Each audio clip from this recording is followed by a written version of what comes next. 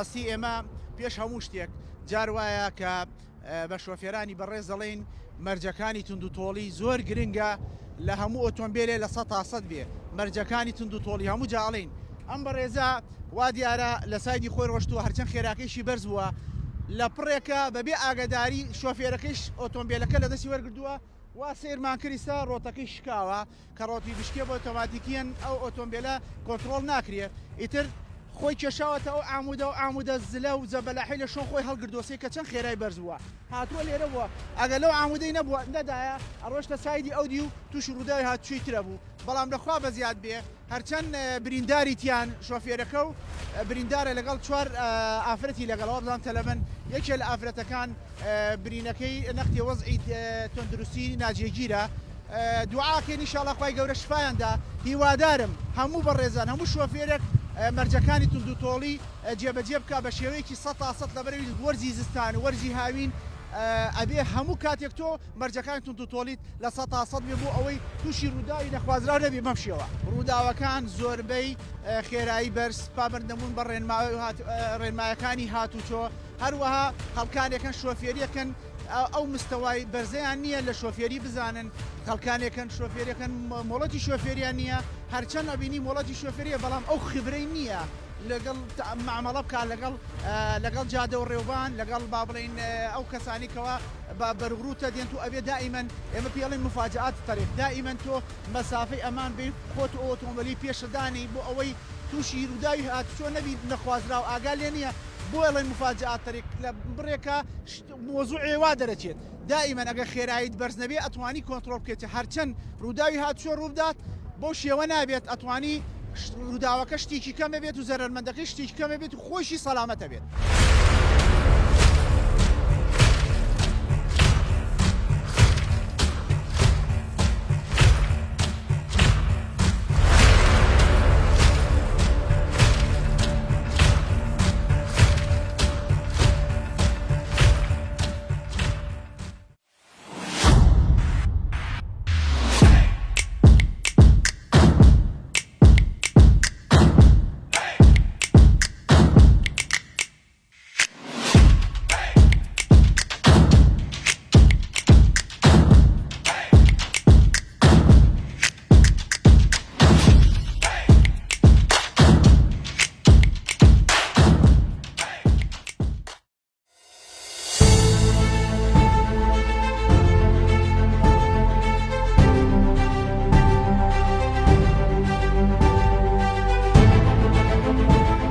بینەرانی خۆشەویست سڵاوی خواتان لێبێ ئەم کاتە و هەموو کاتێکتان باش دیسان هاتینە لاتان بۆ پێشکەشکردنی بەرنامەی ڕێبەری هاتوچۆ بڕگە و بابەتی بەرنامەکەمان ئەمڕۆ لەسەر هەموو جۆرە سەرپێچەکانە بەڵام تاکی دەکەینە سەر سەرپێچی ڕۆنساید و قایشی سەلامەتی هەروەها جامڕەش و ئۆتۆمبیلی تایبەت کاری تەکسیەکە ئەم حاڵەتانە زۆرە ناو شاری کەرکووک مەفرەزەکانمان ناو شاری کەرکووک ئیجراعاتیان لەگەڵاکەن هیوادارم پابند بن بینەرمان بن.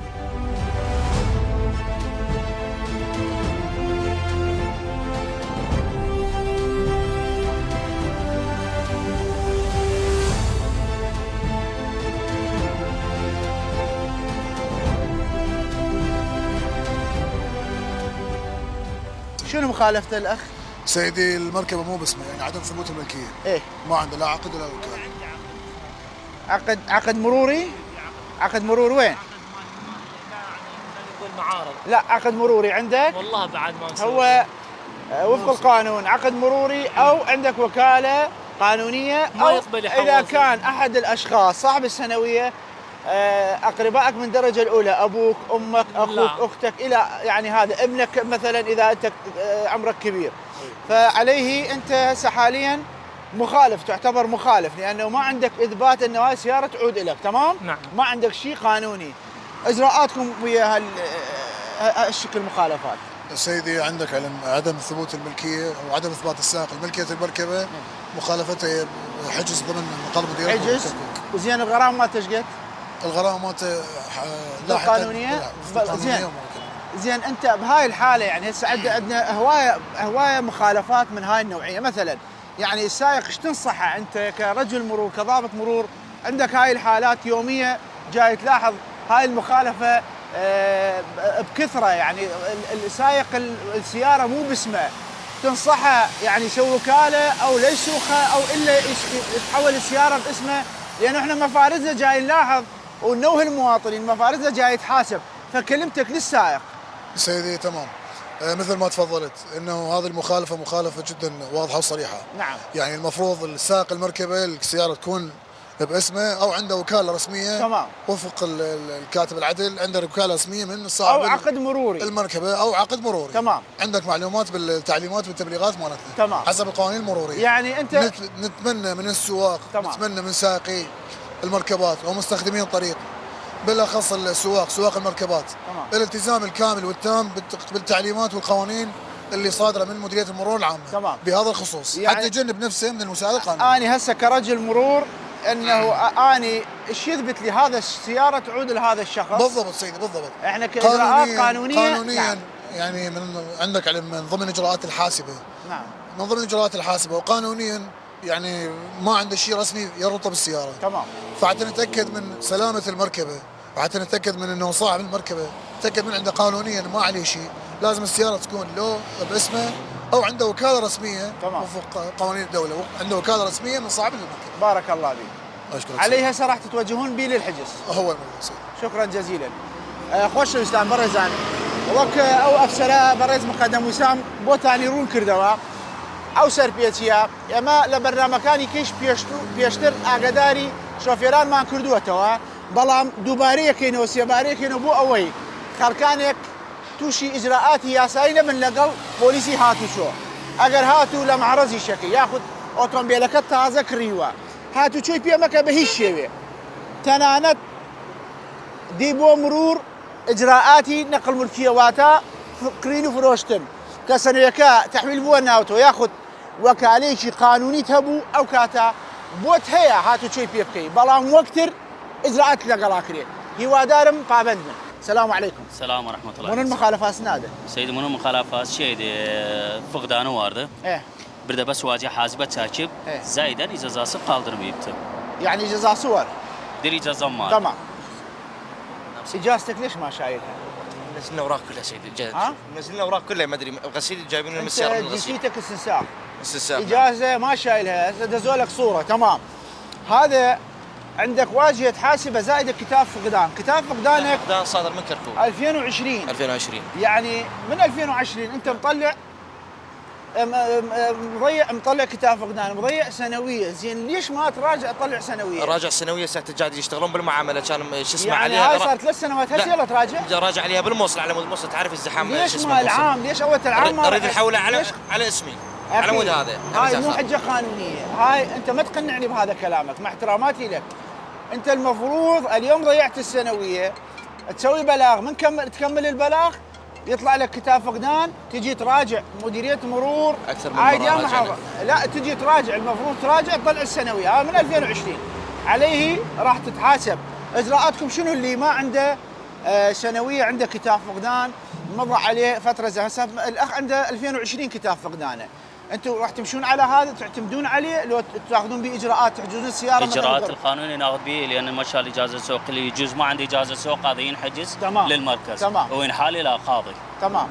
لا اذا ما عنده اجازه سوق واذا طيب. طلع عنده اجازه سوق وبعدين هذا ورا ما تنحجز السياره. اذا ما عنده اجازه سوق ينحال على المركز. واذا عنده هذا غير يتغرم لانه ما شال الاجازه. وبالنسبه للفقدان هذا الفقدان تمام وثيقه رسميه بس ما زال ما مراجع هاي الفتره هم تنحجز سيارته. صح سيدي. تمام؟ هم ينحجز. تمام. شكرا جزيلا. بريزان ام بريزا سنويه كي اعطيني السنويه.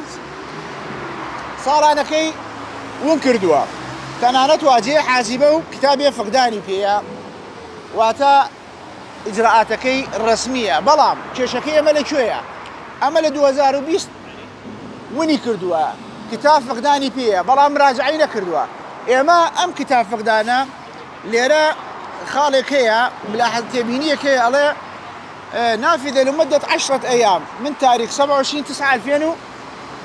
واتا تنالت دروشه بو اوي مەفرەزەکانی ناوشار پۆلیسی هاتوچۆ کە محاسبەتی کرد لەو دەڕۆژە تۆ هاتوچۆی بەڕێبەراتی هاتچۆی یان کەرکووک یاخود پارێزگاکانی کێکێ بە گوێرەی پارێزگا کرد واتە ئەوە تەنانەت بۆ مراجعەیە ساڵانەکە تازەکەیتەوە دانێت تازە دەکەیت بەڵام ئێمە ئەگەر ئەو فترەیە 2 ساڵ زیاترە بۆ لێزگەی 3 ساڵە ئێمە ئیجراعاتی لەگەڵەکەین یەکەم ئیجرامان ئەوەیە حجزیەکەین ئۆتۆمبیلەکەیشی دەرناچێت حتا ساڵانەیە تازەمان بۆ دەرنەکات خۆت مەکە ئەو مووقفەوە نێ لە ئیجراعاتی یاساییت لەگەڵا بکرێ ئۆتۆمبیلەکەت هەفتەیە 10 ڕۆژ حجز بێت حتا سەرەکەت دەرکەیت کتاب فەقدانت پێەیە بە زووترین کات بێنەوە لە مراجعەی بەڕێبەراتیات چووی کەرکووکە بۆ ئەوەی تووشی ئەم ئیجراعاتانەوی هیوادارم پابند بن ليش ماشيين الإجازة؟ والله ناسي هاي وثيقة رسمية والله ناسي بالقرآن ناسي ما يصير يا أخي يعني بس اليوم نسيته الله وكيلك بس اليوم نسيته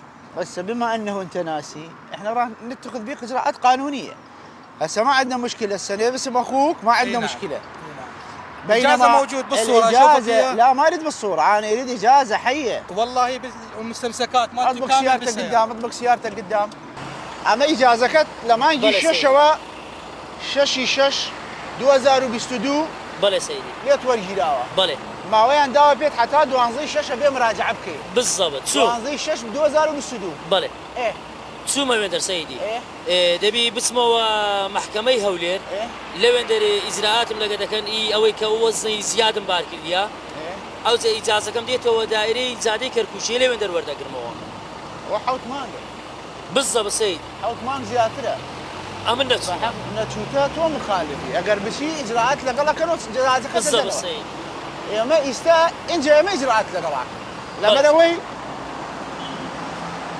صالانة كتشي شمانية بس أنا شوا بنا خوتا بلام مولتي شوفيركت حوت مانجا لا مرورة مراجعة نكردوا هو خايل ده سمنا بو بسمين مو خيج أما عذري شي قانونيني لزاس نبو مجال النبو يا ما خايل ده لبرينك سمنا هنا يا ما يسوتون بيركت حد زكين حتى كوري إجازة ديتو ديتوا إجازة تبين إنجا مراتك جيجا لو زاد شدي أوتون بيركت لو بيش راجع خوش ويستان أم برزا مولتي شوفيركي لا شش 2022 لأن ورقردوا ماوي دوانزي شش 2022 حتى أم فترة أم شش رجدا أبي مراجعة بك أم برزا حتى يسمى مراجعين كردوا صالانكي ورنا كردوا عفوا مولتي شوفيركي ورنا كردوا يا ما حالتي وازورة هي لجادة شرطنية كركوك شرطنية لسليماني هولير همو بارزقا كان بلام وكو بوليسيكي هاتو چو همو هاولاتيك اگر وصلي في بيت مولتكي ورگیرا بيت ياخد صالانكي اگر بسر چو بيت مانجيك زياتر اما جيگا لو وصلة تريبوكيني اوتومبيلكي شي حجزكين حتى بروا او سزاي كوالا سريتي بيدا انجا سزا تازكي بداتو بزان چروش حجزكري انجا بيتو اوتومبيلكي بردين خوت مكة او موقفه دوباريه كم ام خلاص ورگرينگا خوت مكة ام موقفه باتوشي اجراءات ياساي نبي لقل بوليسي هاتو چو هیوادارم پابند بن السلام عليكم شلوني باشي اول حوار شيء پرديه چیوه نا والله روا لبراوي ندام ناو لبر چی شمس باش لبر شمس دات ناوه او اويني دوا بيني باني او كراوة ساري دوا پشتو چیه كراوة باني كراوة او ساري پشتو چیه كورلا تاكسية او انا فتح كراوه او اوينه قوري او اوينه دان ربو او جامع قوري حتى همو پشتو بيني بهرمتي خوت بهرمتي بس خوت تو- بو دات ناوه تو ازاني او پرديه وايا مخالفة سعرك اللي بيش الراقرة مخدم وسام مخلي مانع الشمس يعتبر فردات نفس الحالة تمام؟ تمام يتحاسب على ايش قد مخالفة يتحاسب دقيقة ها؟ كغرامة 200,000 دينار ايه مع واجراءات حجز قانونية بعد. المركبة حجز المركبة مدة 5 أيام تمام اوتومبيلك اللي بيش الراقرة إبراك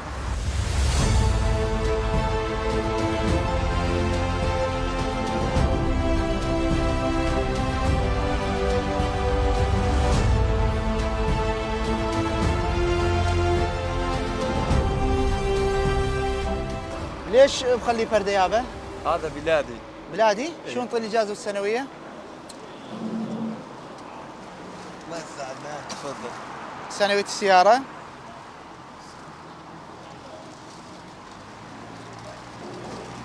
تفضل استاذ. تعرف البردات ممنوعه ولا لا؟ ممنوع هسه نزلها بس اشتريت لا المفروض تنزلوها قبل لا توصلون. يلا اطبق سيارتك قدام، اطبق سيارتك قدام. المفروض عقد جديد ساعة المفروض تنزلها قبل لا توصل المفرزه. هسه راح يتم بس ما اخذ يصير اجراءات. والله ما يلا اطبق سيارتك قدام. هذا مو حجه قانونيه، اطبق سيارتك قدام. شلونك؟ شلونك حياتي؟ وين اللوحه؟ والله اللوحة هنا سويت اعطيني حادث اياها، بسم الله اعطيني عليك. اياها. هاي مكان اللوحه، مكان عبد شفول. البارحة سويت حادث. ايه اليوم الصبح وليش ما شديت. مثبتها لحد الان؟ اليوم الصبح شديت الدعم يصبغوا لي اياها. غير انت مو صبغوا لك اياها، غير يثبتوا لك اياها. هسه انت وين رايح؟ حد ما رايح على المرور عندي معاملة. عندك معامله، غير ثبت اللوحه بعدين. والله يعني هو هسه معامل تروح على الفحص، عندك معامله، ابو الفحص ما يقول لك هاي اللوحه شنو. صحيح. تمام؟ هاي كلام. الصبح صبغوا لي اياها. ثانيا بدون موافقه المرور شلون فاتح اللوحات؟ غير عندك موافقه، هاي بيها كبات، هاي الكب مالته مو بسهوله ينفتح. هسه انا رايح للمرور. اذا اطبق سيارتك قدام. ابقى تدباش. سابقا اذا انا مكاسبي. بلا شو شمانيه بلام شن قادر بيما. دوانا هنيش ها؟ هنيش جدود هذا. يبش هو بيكابني رحمه لي بيما. اي والله تبقى اما تو سلري خارجي تقريبا. والله بس بهرمتي خوت اما اقبلوا بيت هرچن علي مضبوط بس تيمتو كي شمانيه بلا ما قبلوا بيت زي چكار ساتي كالا پشتوا بلا ابي بوشيويا نا والله تو برجوندي خوت لسر برجوندي گشتي نا والله غير بيه بیر ناکەی تۆ ئەگە بکرێت چی کارە ساتێ دروستە بێ لە پێش بەڵێ وەڵێ. وایە بەڵێ ئۆتۆمبیلەکە لەو پێشە ڕاگرە زين السلام عليكم. عليكم السلام. شلونك؟ زين الحمد لله. انت مطالعه من البيت شديتي الحزام؟ اي والله. يعني دائما هالشكل لو اي بس والله شفت دائما المرور؟ اطلع من البيت لان هاي تي يسوي راسا البس الحزام. بارك الله بيك. اي والله. بس المفروض هذول الاطفال هم تقول منهم. الابنيه هم كل مره تلبس بس اليوم ملابسه. تمام. رسالتك للعنصر النسوي اليوم جاي نلاحظ حوادث مروريه هوايه. إيه؟ قياده النساء يعني يقودون ما عندهم معلومات او يتسببون حوادث مروريه هم ما شادين الحزام يتاذون. والله يعني شنو رسالتك لهم؟ العنصر النسوي انا اشوفه كلش ملتزم بالسياقه. تمام. يعني سياقتهم زين. إيه؟ انا رساله العنصر الرجالي. تمام. ايه يعني احنا كلش نعاني بالشارع منهم كلش يعني هواي معاناتنا من العنصر الرجالي حشاكم. نعم. يعني احكي اللي بقلبك احكي. والله العظيم يعني انا اسوق يعني بس يشوفون مريه يكسرون علي. يعني انا مفروض يعني منا اسوق ويكسرون، منا انا اسوق ويكسرون. يعني واقفه دا انتظر الناس مثلا بالاستداره، غير واحد يروح بعدين انا اروح. تمام. يعني شلون اجازف؟ هم من وراي بس هورنات يعني حتى واحد دا يعني بترك مالي اقول عادي سلاش. انسان شاشر يعني بربله حاله جورنده. تمام. شاشر دلر سنه قوي لرسانه والله بيبر غلط برشيء دسن. الاناء ينضح ما فيه. ها والله. تربياسي اجل مضبوط يسجل دبل يتمس. يعني من ديرم السياقه ذوق واخلاق. فن وذوق واخلاق. اجل بلرده بالصفات بردنا اول مساء مع ناس سائق نموذجي دايجي. سائق دايجي. عليه. بس من رساله منادى انسانlar yavaş sürsüler بدايه şeylere. Yani قاري خارجي de مثلا eder 8'den eder özün 9'dan eder بس من بغداد yolunda 8'den 9'dan sürüm. 60 داخل المدينه 60. من 40 sürüm 50 sürüm. بغداد yolunda داخل المدينه. انسان كان شروه حيوان شخر عفيد السان انسان شخر. مفاجات الطريق بندي له مفاجات الطريق. يعني بس ناخذ سؤال ما قرشاق بغلماخ الرساله ونادي ارواد لارش بغلاستر بغلا ماستر. المهم برشيده. تمام. المهم ما حد يروح قزمه ديرم قرشاق وطاخر واخد. تمام. ها özü taxır yani hazır taxsın bes işte bugün meştepten çıktığına yorgundur içinde kalmadı. الوس اغلط. Biz memnunuz sizden. Teşekkürler. Sağ olasın. يلا buyurun getele savda. شوني؟ اشكرك. لا يجينور وبردد داناوا. والله تازه كريم مساء. تازه كريتا؟ بله. كم يا كريتا؟ ما جا كدوان. استاق دقيق بشار. هل استاقا؟ استام دقيقة. اي باشا مو دايناغي. والله نعلم استايبون مو بس لما. يا موكو بوليسي هاتو شو اجراءات لقلاقي؟ لا يجينون بردا هردو كي سربيتيا. هل يا غرامي 200,000 دينار. جي قالوا اوتومبيلك تحزقي. اوتومبيلك لو بيش راقده.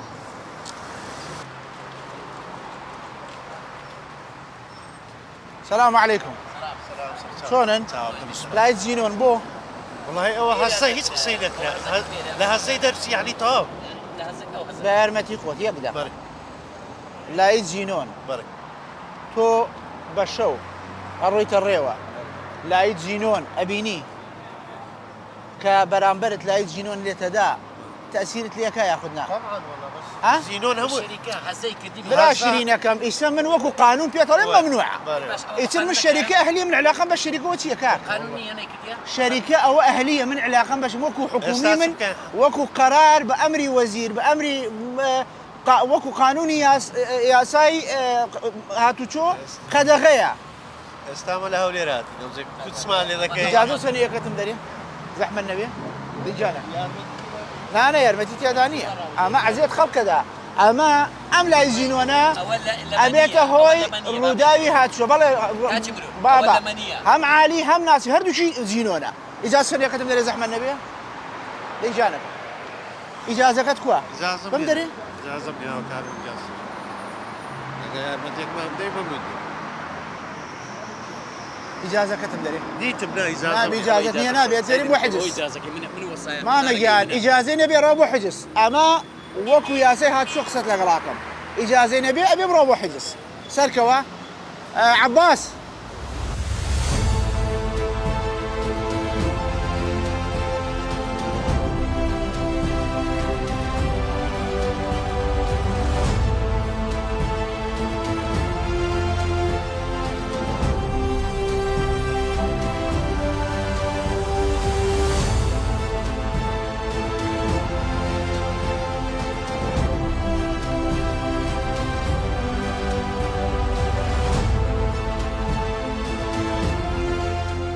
أم كاتد باش سلام فرياكوتي قايشة كم بسي والله بحاول راقكم بحال دس لابا جارة بس فريانك بخواي فريانك أما هاد تكشوا تيكتوا أي باشا مو هداني ساعة أخي دس اللي سر يميني أنا ما مروري اللي سر ما نقش تعرض نادي ما معي والله راس هو بيت شاكيتو أو سر بيتشيه بتشوكا والله الأخوة شاكم كده باش أنا تشيه مدفعة تشيه ما والله أمام بانك فلان ما بوفا باشا شو أنا بوش إذا توبو شوري والله بان مكانك بان مكان إذا أمر يري خارجية والله خيراي والله كم يواش يقدر يواش هرشمبري ليرا كأوتومبيل داتا تنشتا ياخذ برامبر دي ياخذ كتو الروي بجوري يكوني برزي كان شكر ربع كيلو يصير ربع إلى بدره ونيها باش قايم عفوا تشينكوكا أما كرويت الريوا باك عكسية كاتو واتا لسطها منوت أما برو بيل الريح والله كبرو يلا بقربان الله بو دي سلام الله عليتو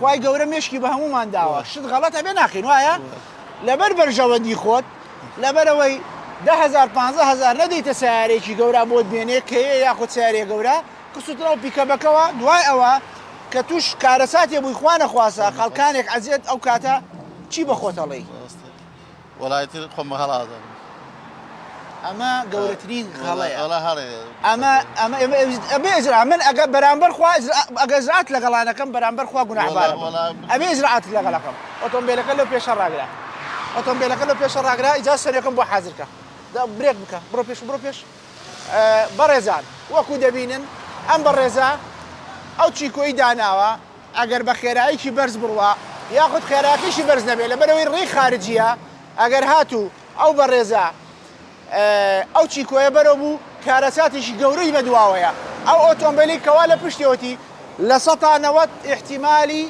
روداي هاتو شوي هي واتا برجوندي خوت نابي بكي تسر برجوندي قشتي اما برجوندي قشتي جرينجا وكو ياساي هاتو شو من يسوكو بوليسي شاتو اجراءاتي لقلاكم أو قناح حوازي لبيني براستي لبربر جوردي قشتي هو دار بابدل. السلام عليكم. شنو مخالفته الأخ هنا؟ سيدي خصوصي يعمل أجرة. سيارته خصوصي يعمل أجرة. يعمل أجرة. زين. شنو هاي العلامة؟ هاي العلامة سيدي. كانوا ياكلوا نفرها من بصفوا العلامة منزلها جوا فمن حسبنا النفر وين؟ النفر نزلناه لأنه وديناه للحجز. خصوصي يعمل أجرة. اي نعم سيدي. شوني؟ باشي.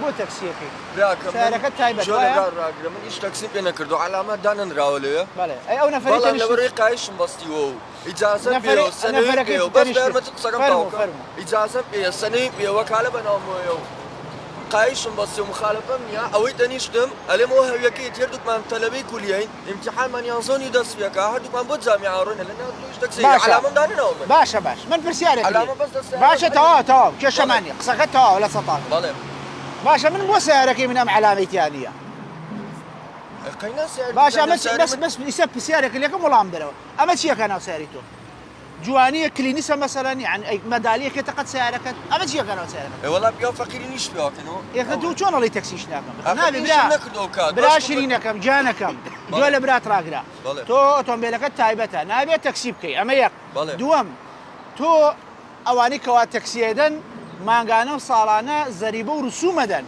تو شاول لدواي رزقي او كابراي تاكسيها خاوند خزانه احتمال وضعي خراب إيستو ما شاء الله سعرك تاع 2000 سنه ميتو 2000 هر سنه بيوك يشن يا خوبوني سعر باشا 2000 سنه باشا بو نايفروشي تاكسي بكري هر عينه سعرك يا خو لو كاتك اسم حسبناك جانك بلام اكو اجراءات اجراءات لغلاقين نعم بيا هيك كسب بيانات لغلناك اجا تو مزبوط بكسب بيانات لغلناك بقري كمان ايش بيوك دمنو كات على ميل فسر اشياء متشيكا هنا فرقيت نشتتكوا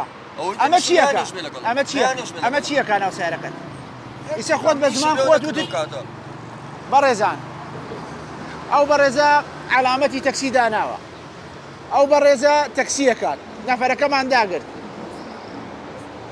اما فيامي اما بون كساني كوا اوتومبيلي تايبتيان هي دو حاليان هي يا اويا اوتومبيل قد مفروشه برو تاكسي بكره يا اوي وازلو كاربينا لا بلا اوي اموكو بربراتيات شوي كركو روجانا امسر بيتشي هي حجي كاين سزايدين جقل وتعودي لي ورقين بلام تو وكو حالتي انساني وكو مرافق ساكن تو اوانيك اوتومبيلي تايبتي يعني بالتاكيد دل نيابه لسطا حفتا بين زياتر فرمان برن واتا موتشانيا تو رزقت لسر او اوتومبيل تاكسيا او بريزي كوا تاكسيكا رزقي لو زياتر هي رزقي كينيا يعني واتا رزقي مالو من لسر تاكسيا هي وادارم واز بين لم تبعته براسي مشتكي زور ناشرين يبينم اگر تو تاكسي بكي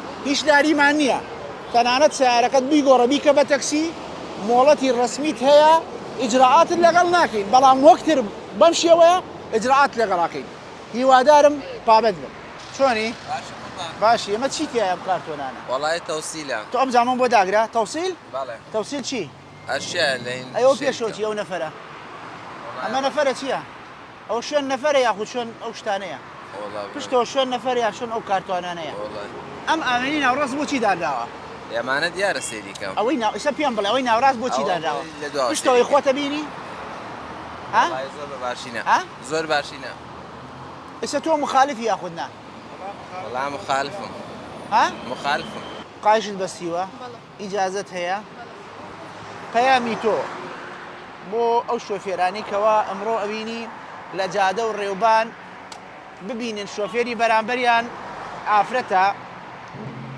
هني تصرفات ناشرين اللي قراها والله بيامي من بتابتي بو جنجاني كتازه فيري سائق بن كابين عفرتي ساره اللي اخر اشكينا سريع بله يعني وتلا دو اسعاجه كان فولايتي بولدن يا دارم بتا اوشت بتابتي لكركوكا زور بو چونك عفرت زور بكمي ساره اللي اخر لبرو وايلي كان يا دارم زور كم هو اويا عفرت جاروايا بخاوي لي اخر ياخذ سايدي تشابا جريت يتر ناتواني امدي اودي بكات نختي تشنجا لجاده والريوبان ياخذ وكو شرف روشنيه كيان تصرفي شي ناشرين والله براي من همو افريتا كان يشوكو يغني چونك اگروي اسا كسيري كي بكي اسا شوفيري افريت سايقيان زور باش بوا بلام او يمنته لسر يعني جنجا كان يكنيه نخير همو يوكو يغني افريت شوفيري لسطا هي تازه فير بوا الترسيه بلام ابي يعني الرقزي برامبريش رشاوي او بكاكا افريتا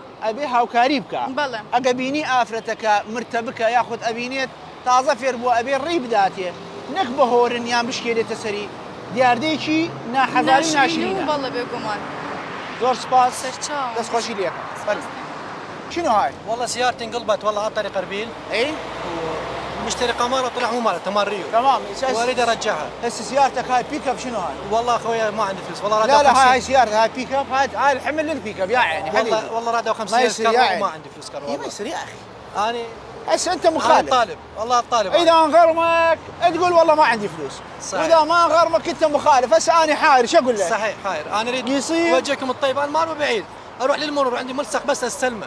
يعني ملصق مال جامعه انت تريد هذا الشكل طب للمرور؟ لا ما طبعا المرور، لا اقف برا اخوي. يعني انت جاينا مخالف. يعني شو اقول لك؟ اقول لك اهلا وسهلا. بعد انت وطيبتك. مو شغله طيب، يعني هذا قانون، انا ما اقدر اخالف القانون. استاذ عامر، يعني اكو بمجال بعض مرات حالات انسانيه. صحيح. بس هاي مو حاله انسانيه، احنا المصلحه العامه عن المصلحه الشخصيه. تمام. صحيح. انت تفرض مصلحتك بس من رخصتك. تفرض مصلحتك الشخصيه على المصلحه العامه. هاي اذا وقعت لا سامح الله بالطريق، شو رابط حتى من جوا رابطها. عمي لا تقول لي اكو اقوى من عندك ربطها. انت هسه خط خارجي. اذا هوا قوي، اذا هوا عالي من رخصتك، هوا عالي هاي توقع. لا تقول لي اكو اقوى من هذا ووقعت والله، فتتسبب حادث. احنا ليش نقول لو؟ صحيح. لا صحيح. هاي اللو نشيله. لو ما شاده زين، لو هوا قوي يوقع، لا نشيله. هذا اصلا لا تخالف. صحيح. امشي شهر ولا تعبر نهار. انت مخالف. بس والله امكانيتي ما عندي فلوس كار وادفع لك. اطبق سيارتك قدام بلا زحمه عليك. انسان ما تشنيك امس هري لايتو يا ولا بدك قبل صالة هادو صالة؟ هربا استاذاني زينونا؟ هذا قرآن ما شاء الله. داولي بدنا باشا اجازه سنه كتم دري؟ أخ داولي طنبيله كله بيش الراقري زينون ممنوعه. طنبيله كله بيش الراقري. والله لو بيش الراقري دي خيره يجانك. شنو مخالفتك؟ العفو سيدي. بالنسبه للسائق المركبه ما يحمل السنويه بدون مستمسك رسمي، يعني بدون سنويه. بدون مستمسك رسمي للمركبه. في هذه الحاله راح يتم ارسالها للمديريه. ليش ما شايل السنويه؟ شنو عذره؟ سيدي يقول السياره مال عنده اجازه سوق؟ عنده اجازه سوق. يقول السياره مال الوالد والده تمام، هو طالع بها، السنويه ما موجوده انتم اجراءاتكم اللي ما شايل سنويه ايش راح احنا تسوي؟ حتى نتاكد من المركبه هيجي مخالف اللي ما شايل مستمسك اصلي بالسياره سواء سنويه او اجازه. السياره تتوجه للدائره مديريه مرور كركوك. تمام. خلي نشوف شوني باشا براقه بو سنويه كتفيني صار انا كبو والله ساريخو مع طلبو تساقي باكم درك اي كواس سنويه ناو جاز ناو دزدانا كي ماوتو وابوم دينا دوام ان شاء الله بوم دينا يسوي ما حتى شاورنا كان حتى سنويه كتبوا بينه الروي بو حجز بو اويد النيابين ام اوتومبيلا هيك اشاري حزو اوتومبيلا هي خوته لسطا صد كبيت تشتي بلغيك النيه وايا اجا سنويه كت بيبوا بنا باوقتك كشمع النيه ما دافع بلام ابي باوقتي جبت تاكيد لي بكينو هيك كشي كني انجا او كاتا جقل وغرامه كني جابر لك باش جاركم.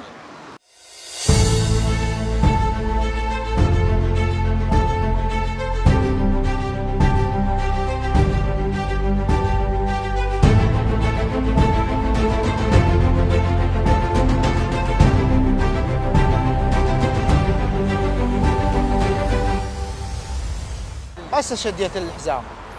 نعم. تمام؟ نعم. ليش سيارتك مظلله؟ خلي فردات. من وطني. خلي فردات. خذي الاجازه والسنويه. من وطني ومدير مكتب. يعني؟ مدير مكتب عقيد. مدير مركز. انطيني الاجازه والسنويه. عندك تخويل انت تظلل الجام او تخلي فردات؟ والله المدير يسعد وياي، فالمدير اخي العزيز هذا المدير لو الوزير بس قول لي هذا امر وزير، امر رئيس وزراء انه اي شخص يضع فردات او يظلل السياره مالته تحجز. هسه انت مخالف، شو تريد اسوي لك يعني؟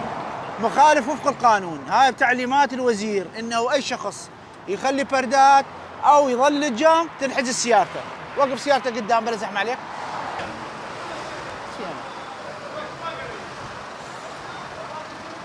شوني؟ اقل لين بوايا ليتا دوانيا او سرفيتشي اخذنا سرفيتشي زو قورشه باشا دست خوش بيه برزان دبيني سيكا چند متر الاوتومبيل کی درچوا سيريكا چند متر ليزگي 4 متر زيادة خوشي كچي نازم 7 متر يا 8 متر نيوي زيادة درچوا تدلوا ما بزانا هوي سرفيتشي چيا السلام عليكم. او جامه داقرا جامه كداقرا او باشا بو عمود وادر شو دروا يا 6 متر يا 10 متر ايه چني کی در شو تدروا خوي بود يكم 6 ونيوا ايه يا زلمه چواري در شو تدروا باشا 4 متر اس او اوتومبيلي پشتت اگه لين بو توشي بداي هات ور خرجت دم چاي ها هين بويدانا هين چيا انت اوكي مشكله من بهين ايش لاقين يما ما بياساي شقي اجازه وسنه كتب دري كاكا ما استغلاله بەوشی ئەوە تۆ ئستغلالی جادە و ڕێوبانەکەی حەقی خەڵکانی چکە وەرەگری ئیجازە و سەنیەکەتم دەرێ ئۆتۆمبیلەکە لەو پێشە ڕاگرا مشکلەی من نییە بەوشی ئەوە بار ناکرێ ئەوە عەزیەت خەڵکی پێدەی بڕۆ لە پێشە ڕاگرا بەڕێزان ئەو شێوە سەرپێچی ئستغلالە کە پۆلیسی هاتچۆ ببینێ ئجراعاتی لەگەڵەکە بەڵام ئێمە پەیامی ئێمە بۆ شۆفێرانی بار هەڵگر لە بارەکەی خۆت زیاتر لە مستەوای بۆدیەکەی خۆت زیاتر با تێپەڕ نەبێ با تووشی ئجراعاتی یاسایی نەبی هیوادارم پابند بن والله ناسي طلعت من انت ما تباوع المرايه بالنص هذه المرايه؟ اي بلى ما يبين الفرده بس ناسيه مو هي مال الشركه كل ناسيه الاجازه والسنويه وانا جاي احول يرحم ابوك ها؟ جاي احول ما افتهم السنويه لا قاعد احول بيها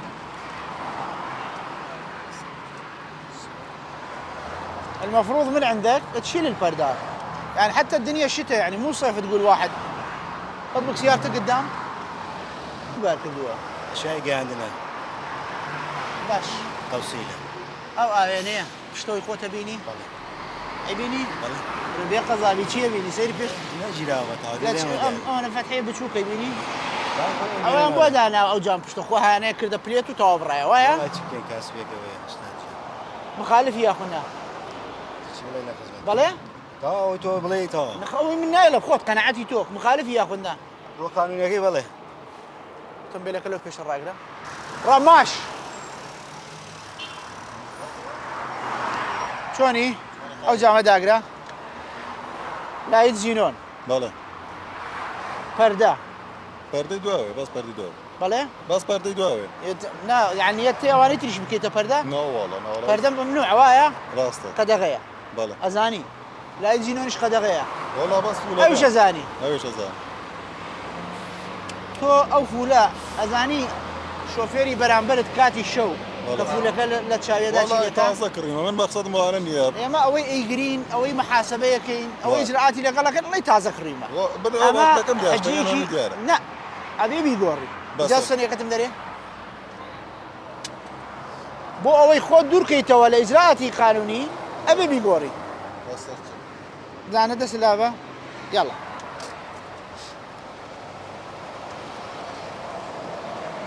هو اجازه سيارك لو فيها شراقنا شوني باشي بو جام الرشنا فرد دانا والله فردين دانا لا دوام لبر خور رايقرم سيارك بس بويس نو سيارك يا قزابي قمصله ما كردو خور كوا زستانه ورزي زستانه يساق اقر هاوي بو مرت والله لبر خورك حرشن لهاوينش قدغه خصمت عمليه كم ويستا ديكي توا يسابي لي بكي توا اوتومبيلك شحال ذاكري ودو 6000 غرامه يدي يلا لو فيها شراقنا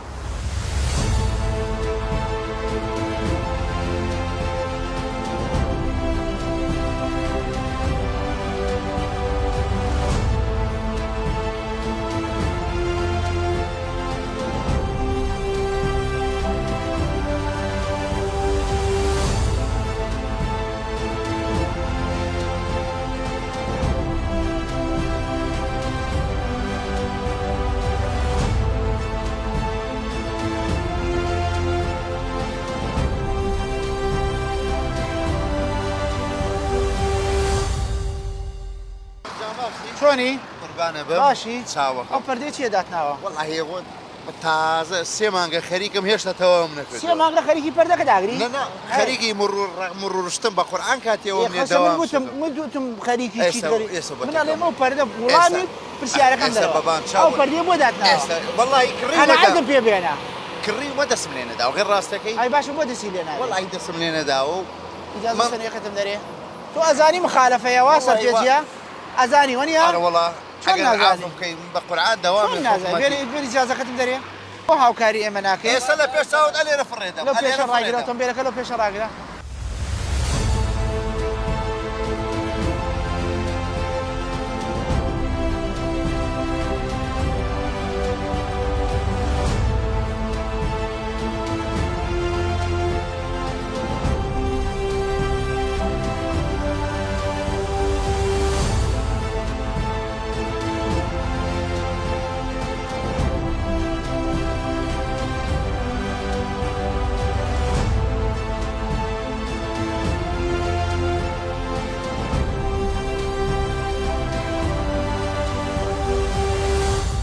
ام كاتت باش انا سيدي قواتوس نجسا من هذا بني كيفسان والله سيدي جدرم كافتريا مرنا اساسنده باله مرنا اساسنا كافتريا مر اترم الكافتريا bilmem indi ben orada dursam sen geçse seri yani bir seri şurada durup burasın özünü deger yan degmez. Nence çıkıp yarım metreden fazla çıkıp. والله سيدي Bir pick-up diyen bir amdı bu. والله سيدي Tamam. Layıtı zini onda nişi. İkinci suale gerek. Nişi layıtı zini onda? والله سيدي alandan budu. Nişi layıtı sana özün? Allah vekil seyidi Sen alandan. kaşardan bir tane layıtı zinon geceyse rammaş vursun av zinon tesir eder gözüveniyor. طبعا. Ben işi savuçu halal ayrısı için haram. طبعا سيدي طبعا والله بس سيدي قرآن برضه ما Oğlu böyle?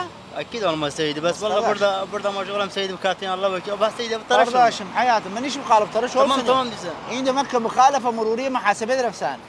Şimdi bu bir muhalefe. Kilayitu. Ben ne yedim sana şimdi? O gide durup seyrav.